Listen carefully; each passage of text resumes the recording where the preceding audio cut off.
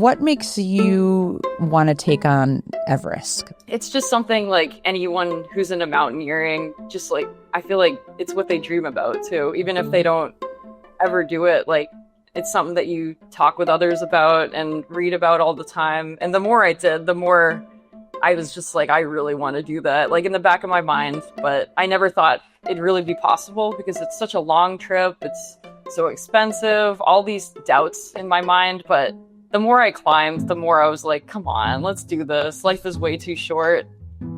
Welcome to A Life Worth Working, where we explore the soul of work and the winding spaghetti pathways that shape our lives.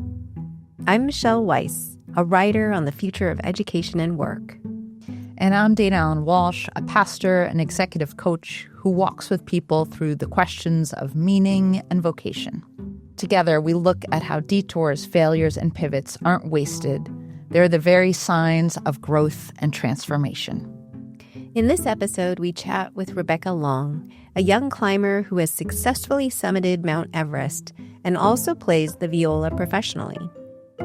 Rebecca did not start off her career doing these things. In fact, she hadn't even been exposed to climbing or mountaineering until her mid-20s. She had been much more focused on the surer, more stable road to success.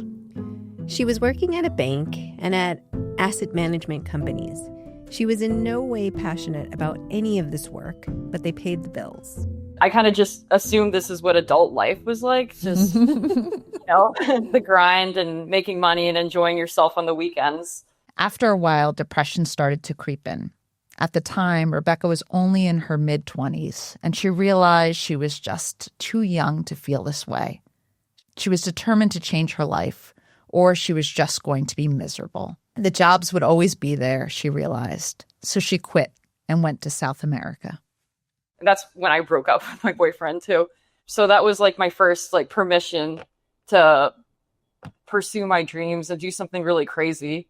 So after that, I worked at, when I came back, I worked at JP Morgan for 3 years or so. And at that point, I'm like, well, I've done this before. I don't have a scarlet letter on for other employers. I got hired. So I might as well try it again. The jobs will always be there. The banks will be there, I'm sure. So tell us every detail about Everest. I just want to know it all. I want to hear about that toxicity. I want to hear about the loss of your teammate. I want to, just walk us through. Absolutely. Yeah. So, starting from the loss of my teammate was really rough. So we were already a very small team. There was 5 clients in total, along with some Sherpas and guides. And all of them were men. But there was one older one. He was 69 years old, a doctor from Seattle, a really, really good guy. When I was such a, I don't know, a lost child in the beginning of the expedition, just because I was still relatively new to this high level of mountaineering. So there were some things that I'd forgotten. You need a nose shield on the mountain because the sun is just, really aggressive. So anyway, that's something that he lent me, without even a second thought. Gloves, you name it.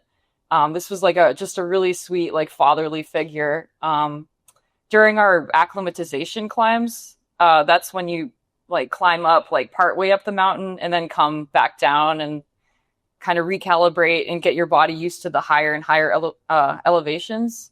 So during one of those acclimatization climbs, he unfortunately had a heart attack and passed away up at Camp 2, right there with us.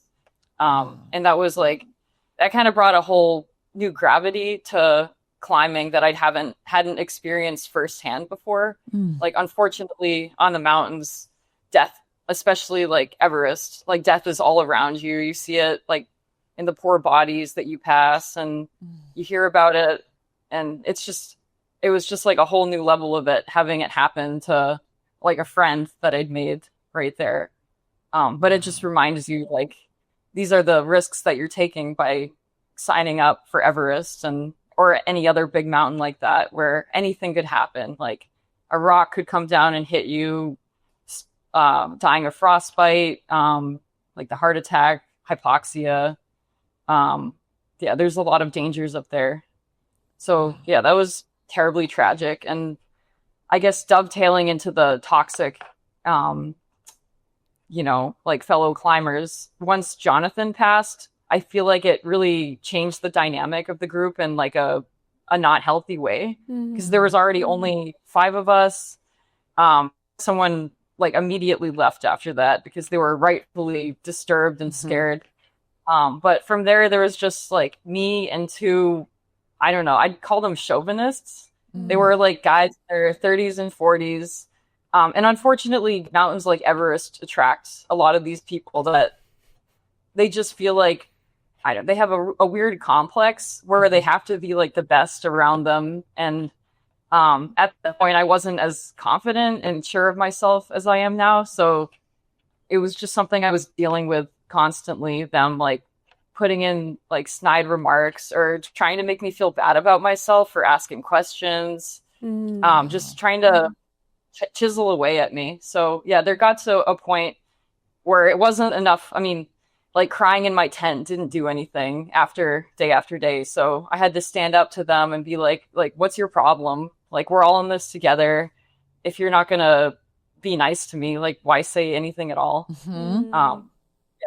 And at least that helped, but I don't know. It was like a really painful and disappointing like experience having to deal with that. Something where it feels like it should be a team. Yeah. But I think it was incredibly valuable in the long run too, just to learn how to tune out that bullshit kind of. Yeah. And and focus on your own climb and tell people not to bother you. Didn't really evolve over the journey. The dynamic. Yeah, like did it get any better or was it kind of the same all throughout? Yeah, I mean, like once I actually stood up for myself and said something, and strangely enough, like the main perpetrator of all of this, like the day after I stood up to him, he got helicoptered out because he got like a severe respiratory infection. So I don't know, like the dark side of me is like, what happened? But sorry, but well, yeah. So then it was only 2 of you? Yeah, so then there was only 2 clients out of 5. Wow. Yeah, it was almost like the Hunger Games, the way people were dropping like flies. Does that like drive your anxiety where you're like something keeps happening here and are you wondering, am I the next one to get helicoptered out? Or I mean, yeah, like the rational, very small part of my brain, as you can tell, was like screaming that, like, this isn't good, Rebecca. My mom was constantly like, honey, maybe you should come down. This doesn't look great. But I was so far into it at that point, and I just had this like deathly desire to get up there almost. So, yeah. So you were able to communicate with your parents while you were on. Wow. Yeah. Everest Base Camp has like surprisingly decent Wi-Fi. It costs a fortune, but that's obviously worth it when you're up there and don't have much to do. There's mountains like Pakistan, like K2 in Pakistan, where the Wi-Fi isn't existent. So you have to use your satellite phone to submit like really confusing short messages to people that arrive like 2 days later. wow. But in Everest, at least, yeah, there's great communication. And once you're above base camp, you can just use your satellite phone for those short cryptic messages. Yeah. So how long does the whole process take, Rebecca, from like you flying over and arriving to you summiting? Yeah, it's maybe between 6 to 8 weeks, door to door, I'd say. Yeah. Just flying into Kathmandu already takes over a day with a layover, usually in Doha or Qatar. And then in Kathmandu, you stay there a day or two to go over gear checks, just meet everyone, kind of explore Kathmandu a little bit. Beautiful city, really fun. And then from there, you'll take a helicopter or a small flight to Lukla, which is the most dangerous airport in the world, actually, because it's like super high up. There's like no flat ground there, obviously, since it's in the mountains. So you're landing on like something like that angle. Wow. So every time you're just like, please, please don't crash into the mountain. This is terrifying. Oh, Yeah, so from there, you just start your trek into base camp, and that takes maybe 5 to 10 days, depending on how slowly you want to take it, because it is a lot of like altitude gain. So you try to go a little bit slowly, but it's really cool along the way, like stopping in all these basically like ancient Himalayan villages where it just feels like nothing's changed in the last 400 years. They serve delicious momos, dal bhat. Like they have traditional Buddhist like statues and places of worship. Yeah, it's really cool. wow. Wow. So do you have much interaction with the local people? Yeah, I mean, we're staying in tea houses all the way along the way to Everest Base Camp. They're lovely, lovely people. And then when you're on the mountain, like the Sherpa people are from those villages usually. Mm.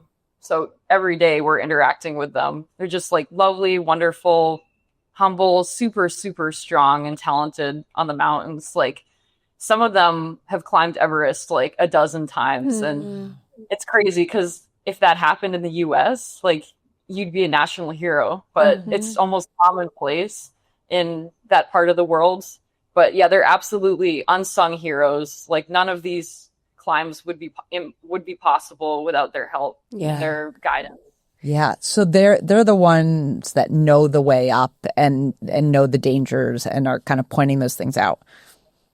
Absolutely. Yeah. You mentioned, I think you said you started out with 5 Sherpas, or something like that. Like as people were dropping like flies, did the same number of Sherpas stay or did some of them go back down?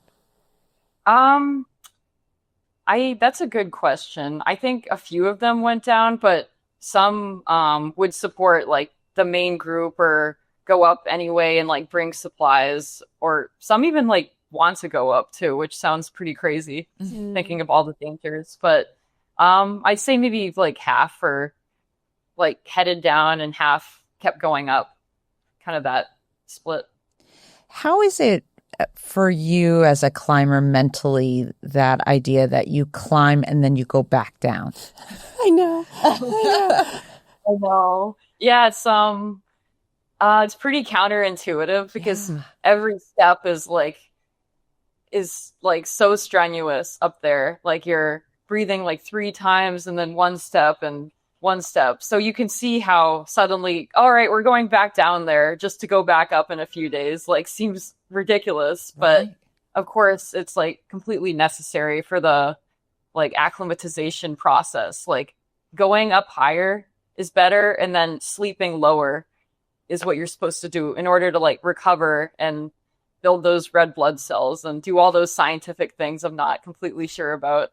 But so that can feel really hard, but in a way it kind of mirrors like real life where progress isn't always forward. You're not always going straight up. Like it's more like this. I don't know. Seen that motivational poster somewhere. But yeah, so it's something I've made peace with, but still always sucks. Yeah. So you're constantly doing that along up until the peak. You're going up and then coming back down to sleep lower. Yeah, I mean, well, during the actual summit push, it's more of a straight shot, but like the as in the acclimatization push, you're doing all that. You're like reaching a little bit further, then going back a little lower to sleep. But yeah, the summit push, you're just going as far as you can as quickly as possible. So tell us about that summit push and what that looks like. Yeah, so that starts from base camp, just like a accelerated version of one of the acclimatization cycles. So yeah, you're starting at base camp, like clobbering out of rocky base camp with your massive boots that are like huge. Oh yeah, before you go, you always throw rice at there's like this puja setup, which is like it's part of a Buddhist ceremony that the Sherpas kind of perform for everyone before every summit push. So before we leave base camp, like at 2 a.m. or so, we're throwing rice there. Mm. Good passage. And yeah. And then from there, we're going through the Khumbu Icefall, which is probably one of the most dangerous and scary parts of Everest. It's not super high yet. It's only like 19,000 feet or so. But it's just filled with these like super ominous looking seracs, which are these giant like ice sculptures that are overhanging that you have to duck under, that are known to just like crumble for nothing and bury you under thousands of tons of ice and snow. Um, yeah, you can fall into a crevasse, which is like, God, those can get like hundreds of meters deep into the earth. So they're these like scary ladders that are like four of them roped together that you're just almost like a drawbridge. It's just like swinging to the side, and it's freezing, it's dark. You're like, you're getting really like, please God, like, I don't know. I'm not like much of a praying type, I'm sorry. But like those are the moments when I'm really channeling whatever good grace I have. And I'm hoping for some leniency and safe passage, definitely. Wow. Yeah, so from there, like going through the ice fall maybe takes 6 hours. So that's a very, and you're not like really allowed to rest much because it's so dangerous to stop. Mm. Just because of like these seracs and ice will crumble at any time. So if you try to stop for a sec, your Sherpa's just like, nope, keep going. Doesn't matter, you need a breath. But it's for the best. So once you're through there, it's kind of a flat area up into Camp 1, where some people stay and then some people go straight to Camp 2, which is maybe not as technically challenging, but if it's a warm day out, if the sun's out remotely, like it can be the hottest experiences of your life. You wouldn't guess that on Everest, Right? but the sun just like they call it the Coom, the CWM. It's just like a bunch of mountains that are like forming this passageway, and the sun, once the sun comes up, it just like gets caught in there and it reflects over all the ice and snow and just absolutely burns you because you're wearing these mountaineering clothes. You're wearing this helmet that's absorbing all the heat, and it's like one of the most miserable experiences because all you can do is like walk slowly for a couple hours to Camp 2. But I mean, if the sun isn't out, it's a breeze. Like it's no biggie. But yeah, you What really was have it for to. you? Yep, sorry. What was it for you when you were going or when you were summiting? So when I summited Everest 2 years ago, it was extremely sunny, and it was one of the hardest experiences of my life up till then. Like I was like crying to my Sherpa, and usually I like to consider myself a tough person that can muscle through things, but when it comes to heat, I guess I'm a big baby. I've learned. So yeah, but then when I did Lhotse this year, which is it's the same as Everest until summit day. So I went the same path, and luckily it was cloudy this year, and I was like, wow, this is so much easier. Like I was almost skipping through. So it's just crazy how much of a difference the sun can make. Huh. Yeah. Yeah, so that's up to Camp 2. Start the real climbing after Camp 2. Like some people put on oxygen um there. So from there, you're Did walking you? a little, and then, well, yeah, my Okay. my team did from Camp 2, which was nice, so that you could really blast up there. But so from there, like it starts to get really steep. Like you're going on these like steep icy faces called the Lhotse face, actually. Um, yeah, so this is where your ice axe is really I coming was in wondering, handy and now. like, do you have like ice picks in your boots or like crampons kind of thing? Yeah. The crampons are basically like boots with knives on them, which is Wow. like great for the snow, but bad if it's crowded. Like if there's lots of other people around you. There's been times when I'm like, oh my God, get those away from my face. Like I'm gonna Yeah. end up like scarred. Um, but yeah, so you have lots of tools to help you get up there. You're hanging on the rope using like an ascender, which is a tool that you have on your harness that can attach to the rope. And it's kind of like a progress keeper, like a bookkeeper on the mountain, so that, I don't know, if you start to fall back, you don't go all the way back down to Kathmandu. You actually have something to grab onto and Wow. like work your way up slowly.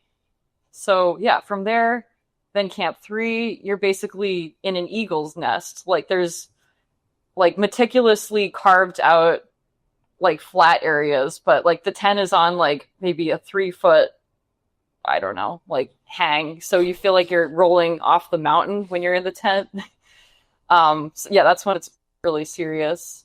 And then one more, you go over the yellow band, which is like a really technical, rocky area, kind of rock climbing through. And that's when it's extremely crowded there. So you're just hoping that like people have common sense and courtesy to let you go past if you need to. And there's usually a body or two there too. I know I say that really like numbly, but it's like the unfortunate, yeah, it's a really hard place to clear bodies and stuff. So that's like another mental thing you have to prepare for. Yeah. So then you get to camp 4, which is like it's like where you're setting up for the actual summit push. Usually just spend a couple hours there, like have a meal if you can, get some water down, just try to keep normally, don't freak out. And then from there, you're leaving in the middle of the night, and just going up like super, super steep terrain. That's when the real crowds are, because like everyone is trying to get up to the summit at the same time. I'm sure you've seen pictures of like literally hundreds of brightly colored people like just in the same line for hours. So that's usually what it's like, unless you can pass people, which is really difficult up there. And then, yeah, up near the top, there's like a couple hours where it's really like technically challenging, the Hillary Step, the South Summit, but absolutely beautiful, because usually the sun is rising at this time and you're literally realizing like, holy crap, like I'm on top of the world. Like you can see all the mountains around you, and like you start to choke up a little. And yeah, I always lose it near the summit. Yeah. And then, yeah, just finally standing on the summit, you're like, wow, like you're so exhausted, but just nothing can describe how like amazingly proud and humbled and in awe that you feel about just everything. Yeah. And then the long climb back down, which is, I think, is the hardest part. Yeah. Most people are already like, tuckered out by the time they get to the top. Like, oh, I'm done. No, you're not. Like, you have to get down. Like, getting to the top is optional, but coming down is mandatory. Right. At boosters. Yeah. So yeah, I always struggle coming down a bit, just because I feel like I'm really buoyed by adrenaline. But yeah, once you're coming down, it's like, oh, it kills your knees. Yeah. You're just so exhausted. So I've gotten into the habit of like taking a caffeine pill or a couple of them on the way back down and just really muscling through it. Yeah. And are you having to kind of take it slow, or like or can you come right down? Like how does, like as far as the Like, oxygen level and all that? acclimatization. Yeah. Yeah, it's a good question, but it's not at all like going up the mountain. Like you Right. can immediately go back down, like if you can make it. Wow. Because it's just suddenly like oxygen is just flowing into you. It feels like mother's milk almost. It's coming back down. So yeah, it's not a problem to get back down as quickly as possible. And that's usually what happens. Like if any emergency happens up there, if someone is having trouble breathing, getting hypoxic, like they want to get them down as soon as possible. And that's when they usually, they're like back to normal again. Because just being up at that level of oxygen for like so long, it just like gradually like chips away at you. Yeah, and sometimes you don't even notice because it's just so gradual. But yeah, you start to become more irritable, not as smart. And I'm terrible with names, like names that I remembered weeks before. I'm suddenly like, oh, what's his name? Like it's just so. I'm like going through all the names he could possibly be in my. That's something I really struggled with, clearly. But yeah, you just become like a worse version of yourself up there overall. So yeah, once you're down again, you're like, oh, like this is how life is supposed to be. And when you see grass for the first time again after 2 months, it's like, wow, there's life. There's joy. I bet. How long does it take you to get down? Um, let's see. It took me 2 days in total. Like on summit day, when I did Everest, we went back down to Camp 2, which was really difficult then, and then back down to base camp in the next day, and then walking out or flying if you can. Wow. So yeah, not nearly as long as coming up. Yeah. Some people can make it from the summit straight to base camp too. Wow. Gosh. So, okay. I mean, almost everything that you described sounds miserable. Michelle's like, no thanks. Except for the summiting and the, And the sunrise. glory and all that stuff. Yes, that sounds pretty amazing. But then you have to come down, and it seems like it's dangerous, just as dangerous coming down. I wonder though, like having done this amazing thing, and obviously it's probably, I would imagine, one of the biggest challenges of your life. Is that fair to say? Oh, definitely. Is it? Yeah. I mean, yeah. Yeah. Do you feel like you've peaked in a certain way where you can't match what you've done at such a young age? Like it's so incredible what you've done. Do you feel like you're chasing that now? Yeah, in a way, but like there's still many more tall mountains that are much more challenging than what I've done so far. Like I'd love to try shorter but more technical mountains, maybe try it solo or try it with less help, maybe even without oxygen someday. So, I mean, I don't think I've peaked in all the ways, maybe just in terms of sheer height, but I don't know. And if anything, it's only motivating me to strive more in my life.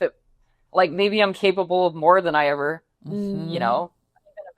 So I don't know. It's kind of made the mountains even taller, maybe in my mind. Yeah. Yeah. And does that reach into any other areas of your life, Rebecca, beyond climbing, that sense of like, maybe I'm capable of more than I imagined? Yeah. I mean, I think in my professional life, in a way, because I haven't rushed back to get into like the finance and banking sector where I wasn't completely happy. I don't know. It's told me that I'm maybe capable and deserving of finding something that I truly am passionate about, whether it's super profitable or not, and whether I know what it is right now or not. I think it's just given me permission and given me the confidence to, try and even fail if I need to, but just to strive for something better for myself, because life really is too short, as cliche as it sounds, to be miserable and to be just getting by, So when you were doing the safe and boring jobs in finance, were you using that as a vehicle to like save and fund this activity, basically? Yeah, absolutely. I mean, that's how it turned out being. Like at the time, I thought it was going to happen forever. But yeah, I made, enough of strides financially that I could afford to pay for these trips. I'm grateful. Yeah. I'm curious too, just, this idea that you're stretching beyond what you thought were your limits. Has that redefined for you how you think of success in your life? I think so, yeah, because it's no longer just sheer accomplishments or doing time. Like, oh, I've been at this company for years. Like, that's no longer a priority for me. It's more just like, well, how happy is this making me? Or how much have I learned from this? How much have I improved? Like things like that are becoming a little bit more important to me than my other priorities before. Yeah. And Rebecca, I'm curious about how you define happiness or fulfillment, right? Because I'm thinking as I'm hearing your story, I wouldn't say that you're associating happiness with ease, right? So what does that look like for you as you think about building a life that feels fulfilling and happy? Yeah, I mean, you're right. I think it's the opposite of ease in my mind, at least. It's finding something that maybe I'm not even really good at in the beginning and getting better at it, and then maybe getting good and, yeah, challenging myself as much as possible. Like, I just boxing class a few weeks ago, and I can tell you I'm not meant for boxing. Like there's just like it's taking a really long time to pick things up, even like tying the gloves on my hands. But like it's so fun. Like I love being at the bottom rung and like just getting a little bit better each time and challenging myself in that way. So it's the same thing as mountaineering and anything else that like I'm interested in. Like I just want to challenge myself and get better, learn more. Yeah, just fail when I do everything. Yeah, you are so good at embracing that beginner's mindset, that Buddhist notion of like, that here that we have so much potential and so much to gain when we, see ourselves as a beginner. Mm-hmm.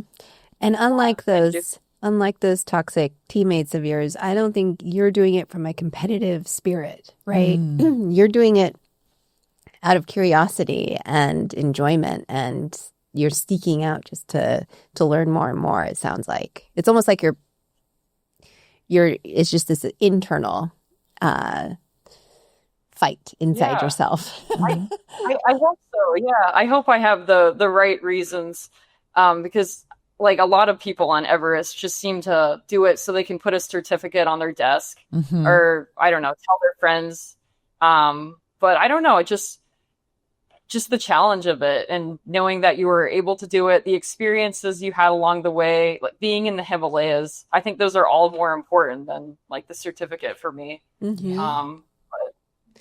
Yeah. I mean, as you talked about your trek, to me, it actually seemed like such an internal process and almost even a little lonely. Like this wasn't about a team experience like you had in some prior climbing, where you've really got this camaraderie and you're supporting each other. You were having to really do a lot of hard internal work as you grieved a teammate and then as you had to stand up to yourself against some toxic people. So that's hard work physically, but also within you. Yeah. I mean, it was honestly, some parts of it was like some kind of like retreat where you're just getting thrown into the deep end.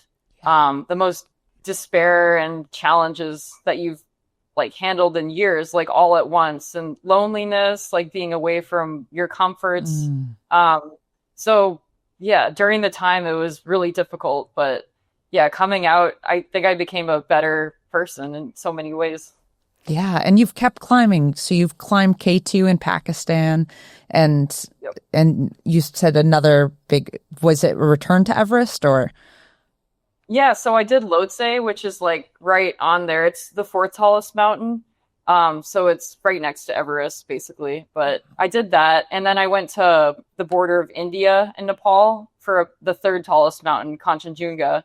But unfortunately, on summit day, we had to turn around because it was really late in the season, and there was like extreme avalanche danger. Like I'm talking 50% chance everyone gets swept away. Wow. So yeah, that was like another learning experience for me. My first like big failure, if you can call it that. Because I don't know, after weeks like working your way up there, it's so hard to have to turn around and accept like, nope, this isn't happening this time. All the effort and time that you're putting in here, like you're just gonna have to come back next year. Like if you go up one more step, like the mountain might take you. So it's easy at that point to be like, well, yeah, obviously my life is more important. I think a lot of mountaineers struggle with this mindset, this summit fever almost, and they might push forward past that and anger the mountain and lose their life. But, I've gotten to a point where, yeah, if the danger is sizable, like I have a lot of good things going on in my life and I need to return to my family and my friends. Yeah. Tell us about this return to viola and being it's viola, right? Not violin. Yeah, you got it. And doing it professionally. How did that happen? Yeah, so I played violin and viola my childhood. I actually applied for conservatories and music schools my senior year of high school. And then I accepted like a full ride scholarship at VU in their music program.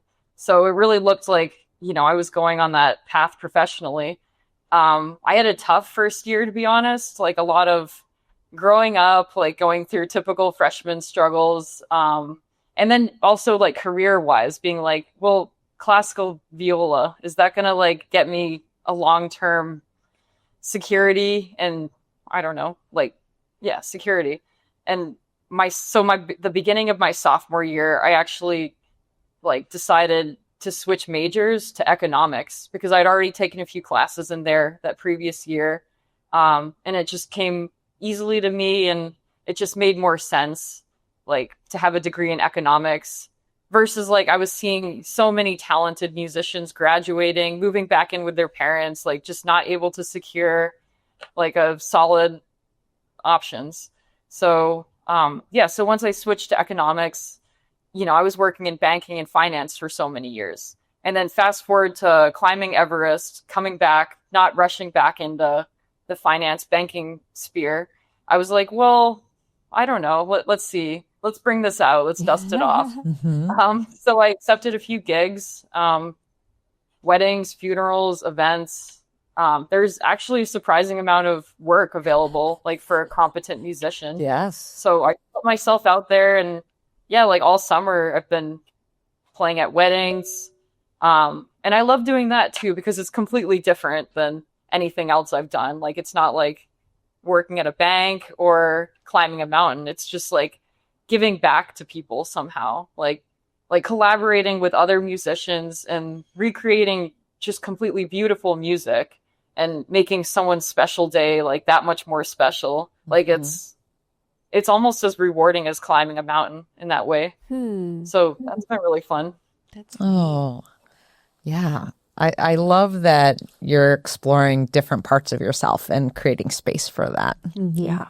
So many of our interviewees discuss the role of release, the moment they break free from external expectations, internal constraints, or unexamined paths. Release is not always a dramatic rupture. Often, it's a quiet but decisive shift in posture, a willingness to relinquish what no longer serves in order to embrace possibility, agency, and authenticity.